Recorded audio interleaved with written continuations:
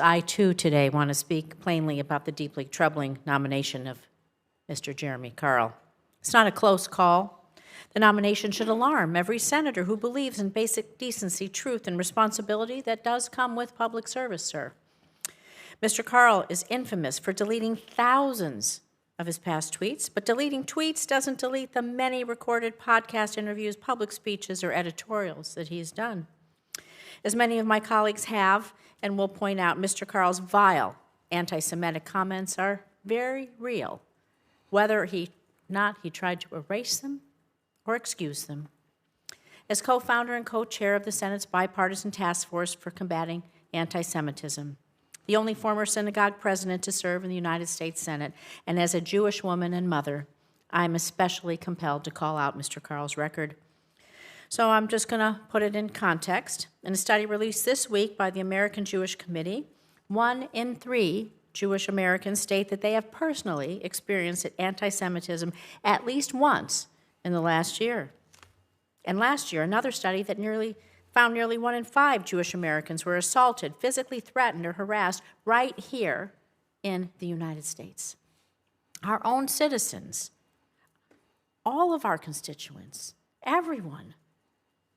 Nobody feels safe in their home communities. And I know this is something that senators on both sides of the aisle really care about. I do know that. And yet Mr. Carl, despite his long record of problematic statements, has been nominated to lead our country's engagement with every single country in the world through our diplomatic work with international organizations. Some may try to excuse Mr. Carl's remarks, claiming his words were taken out of context, that he never said them, and that his own heritage protects him from criticism.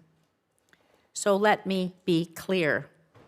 Identity does not excuse anti-Semitism. Identity does not excuse racism. Identity does not excuse hateful rhetoric. Regardless of who says them, words matter, as my colleagues have said. Words matter. Character matters. Judgment matters. And to my colleagues that may consider voting in favor of Mr. Carl's nomination, understand what the vote signals. It tells Americans you're willing to use your sacred vote, not just to ignore, but to endorse the hateful statements. It tells Jewish Americans they simply don't matter. And I ask everyone in this room, depending what your age is, many of us here have had relatives, parents, who fought in World War II. We know those stories. Thank you for your service. I see a Vietnam veteran in the audience. But imagine them young, or maybe not so young, sitting here today in their uniform. Hard to imagine maybe our parents young, but imagine them young or coming back, sitting here today, looking at us, knowing what they fought for. They're watching us, whether they're there or here. So, Mr. Carl, I'd be hard-pressed to find any person in this room, not any of my colleagues, who would agree with many of your statements. I want to quote some of them. The Jews love to see themselves as oppressed.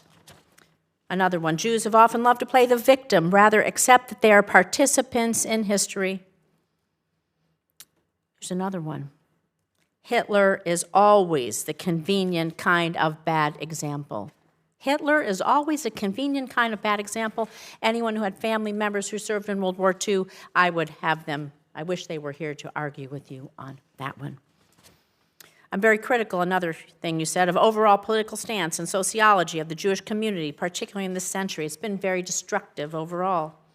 Another quote, you guys, referring to the Jews, are spearheading a lot of bad causes. Okay.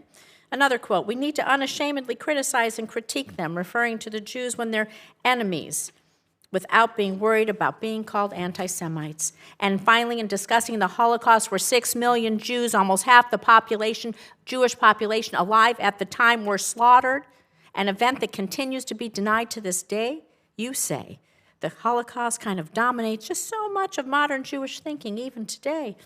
Everyone has traumas in their past. How much are we going to kind of relitigate them? Say that to the memories of the folks who fought in World War II. Fought and died. So speaking to my colleagues, a vote in favor of Mr. Carl is a full-throated endorsement of any and all of these statements.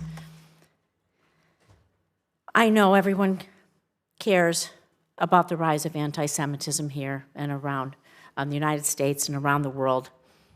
And if you have empathy for the Jewish community, communities experiencing hate, simply tired of advancing nominees who I doubt will be respected on the world stage, you must vote against Mr. Carl's nomination. And I just remember from my father who fought in the war and so many of my family members, I know he's watching. I know other parents are watching. I know our children are watching. I know the world is watching. And so, where will we stand? Where will we stand? What did they fight for? It matters.